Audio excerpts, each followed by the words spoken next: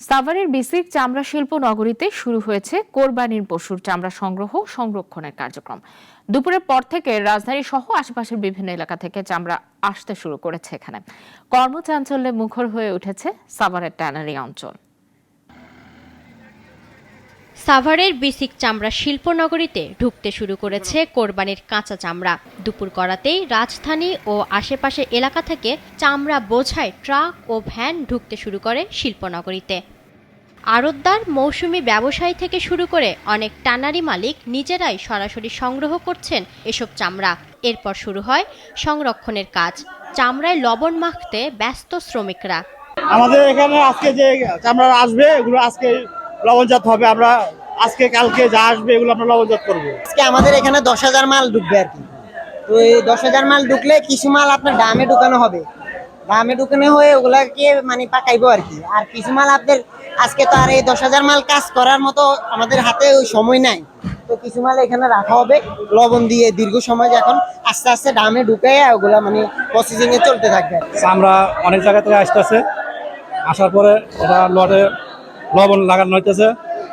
সবাই যার মতো কাজে সবাই ভাগ করে নিয়ে সবাই কাজ করতেছে। আমরা যথেষ্ট পরিমাণ নিতে পারছি এবং আমাদের যথেষ্ট পরিমাণ লবণ মজুদ আছে এবং কি আমাদের আশা আছে খুব ভালো টার্গেট আছে এবং কি আমাদের ওয়ার্কাররা যারা কাজ করে তারাও খুব পরিপূর্ণভাবে কাজ করতে পারতেছে।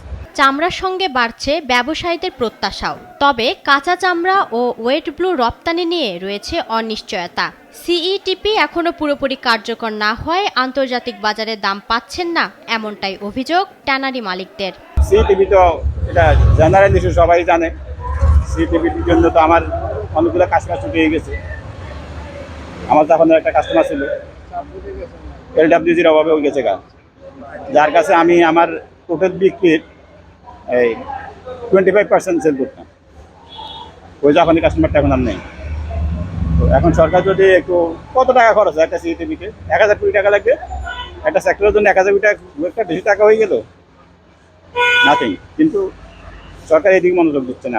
তবে সিইটিপি কর্তৃপক্ষ জানাচ্ছে দ্রুতই ট্রিটমেন্ট প্ল্যান্ট পুরোপুরি চালু হবে, ফলে রপ্তানির পথে প্রতিবন্ধকতা কাটবে বলে আশা তাদের। আমরা ইউরোপিয়ান ইউনিয়নের অর্থায়নে এই পুরো সিটিপির ফুল অ্যাসেসমেন্ট ড্রয়িং ডিজাইন সহ অলরেডি কাজ শুরু হয়েছে। ইটাল প্রগতি এই কাজটা পেয়েছে। তারা গত মার্চ মাস থেকে কাজ শুরু করেছে। 15 মাস পর্যন্ত তাদের সময়।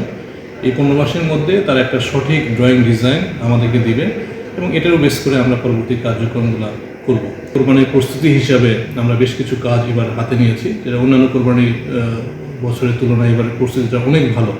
আমাদের ওভারঅলিং কাজগুলো করছি, একদম রেগুলেশন ট্যাঙ্ক থেকে শুরু করে থিকেনিং ট্যাঙ্ক পর্যন্ত। আমরা স্ট্রাস সিস্টেমের ব্যাপক উন্নয়ন এবার করেছি। গতবার মাত্র একটা ডিওয়াটারি মেশিন চালু ছিল, এবার 9টা ডিওয়াটারি মেশিন চালু আছে। পাশাপাশি নতুন একটা আমরা প্রজেক্ট করেছি, সেটা হচ্ছে ড্রাইভেট। সেটাও আমরা গত 30শে মে এটা চালু হয়ে গিয়েছে। এদিকে দাম নিয়ে অভিযোগ আছে মৌসুমি ব্যবসায়ীদের। তাদের দাবি সরকার নির্ধারিত দরের চেয়ে কমেই বিক্রি করতে হচ্ছে চামড়া। ছাগলের চামড়ার প্রতি নেই আগ্রহ। এবার ঈদে সারা দেশে প্রায় 1 কোটি চামড়া সংগ্রহের লক্ষ্যমাত্রা থাকলেও প্রথম 2 দিনে 5.5 থেকে 6 লাখ চামড়া শিল্পনগরীতে আসতে পারে বলে ধারণা করছেন খাত সংশ্লিষ্টরা। ইফফাত আরা মিথিলা, নাগরিক। ওয়ালটন আবারও মিলিনিয়ার অফারে ওয়ালটন ফ্রিজ কিনে আপনিও হয়ে যেতে পারেন মিলিয়নিয়ার।